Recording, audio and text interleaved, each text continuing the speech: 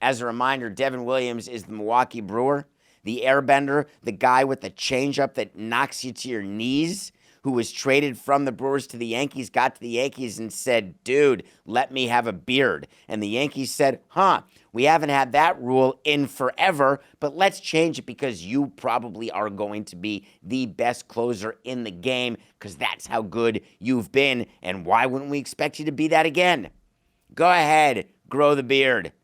To which Giancarlo Stanton looked up and said, seriously? Seriously? Come on, Dave. And then Devin Williams comes, and he has been absolutely horrific.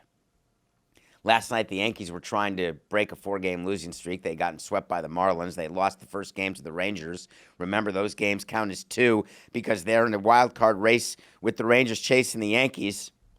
Well, Devin Williams had an opportunity in a scoreless game last night to keep the game scoreless in the 8th. And Rowdy Tellez had one of those at-bats that you dream about.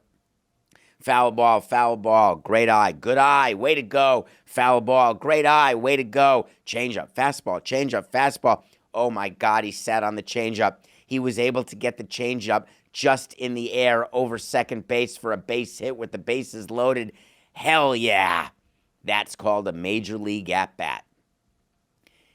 Do you just tip your cap to Rowdy and say, way to go? Or do you say, God, Devin Williams, there's something wrong. He's not getting any swings and misses the way he used to.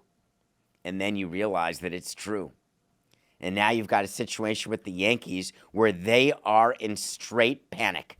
Even before the game, not only they brought Aaron Judge back and they DH'd him, so they put Giancarlo Stanton on the bench, but also they sent down one of their trade deadline acquisitions that had gotten rocked in the games appearing for the Yankees since the deadline, where the Yankees are winless, by the way. They acquired Jake Bird from the Rockies and now have sent him to the minors, having given up 6 runs in his 3 appearances.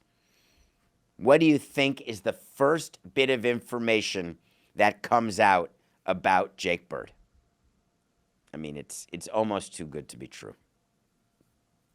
Reports are now coming out that scouts had been very down on Jake Bird, that there had been a concern that Jake Bird had been overused by the Rockies and that he was out of gas, and that scouts did not want the Yankees to acquire Jake Bird, but that Brian Cashman and the Yankees acquired him anyway.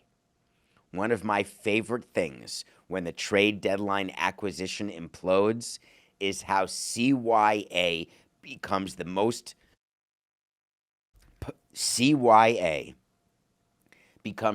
popular initials since the advent of SOS. Why would scouts want it out there that they wanted separation from a trade deadline acquisition that didn't work? Wait till Bednar and Doval start giving up more runs, and then there's more reports. Hey, listen, we knew that, Bednar, he doesn't forget pitching well at Marlins Park. That was a funny one when he gave up runs there. It turns out he doesn't pitch well on a mound made of dirt when somebody's wearing pinstripes instead of a solid-colored uniform. Or in San Francisco, there was a requirement for wind and for kayaks in order for good, and we told them, but it turns out they totally ignored it. I am telling you, this is going to happen. What do you think the Yankees do in this panic? Do you know that if the Yankees lose today, they actually are not in a wild card spot because the Rangers are going to pass them if the Yankees get swept? The Red Sox don't seem to lose. Toronto maintains its lead. But the Yankees, it's not like they're even chasing Toronto anymore, which is what we were talking about in this show only a week ago. Then we segued to they're chasing the Red Sox.